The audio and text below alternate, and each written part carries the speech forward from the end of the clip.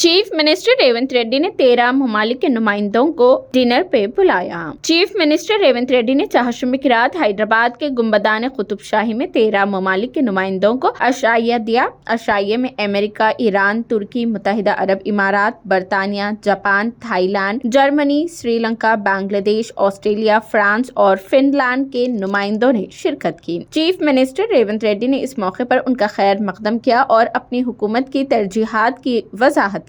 उन्होंने कहा कि नई तश्कील शुदा तेलंगाना हुकूमत तंदही से काम कर रही है। मुजाहिदीन आजादी, महात्मा गांधी, जवाहरलाल नेहरू, सरदार वल्लभ भाई पटेल और दीगर रहनुमाओं की उमंगों को लेकर और साबिक वजीर आजम इंदिरा गांधी से तहरीक लेते हुए रियासती हुकूमत मसावत और शफाफियत के साथ आगे बढ़ रही है। उन्होंने कहा कि तेलंगाना 6 जमानतों के साथ एक फलाही रियासत के तौर पर उभरेगी। उन्होंने कहा कि कांग्रेस हुकूमत तरक्की और बहबूद को यकसा तरजीह देगी। उन्होंने कहा कि उनकी हुकूमत नौजवानों के मुस्तकबिल और सनती तरक्की के लिए पुरअज़्म है। उन्होंने मुताल्लिका ममालिक से सनती सरमायाकारी से मुतालिक मौके से फायदा उठाने की अपील की। उन्होंने कहा कि उनकी हुकूमत तमाम ममालिक के साथ अच्छे ताल्लुकात बरकरार रखने की कोशिश करेगी। उन्होंने तेलंगाना को सनती तौर पर तरक्की देने के लिए आगे आने को कहा है। चीफ मिनिस्टर ने उसके लिए मुनासिब हिदायत देने की अपील की है। इस मौके पर डिप्टी चीफ मिनिस्टर